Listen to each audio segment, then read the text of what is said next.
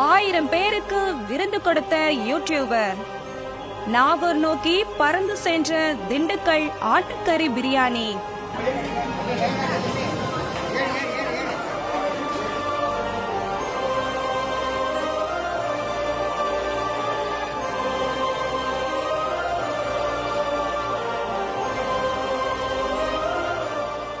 திண்டுக்கல்லை சேர்ந்த சாகுல் ஹமீத் என்ற யூடியூபர் மிலாடி நபி தினத்தை முன்னிட்டு 1000 ஏழை எளிய மக்களுக்கு தன்னுடைய சப்ஸ்கிரைபருடன் இணைஞ்சு கல்யாண விருந்து மாதிரி திண்டுக்கல் ஸ்பெஷல் ஆட்டுக்கறி பிரியாணி கொடுத்திருக்காங்க.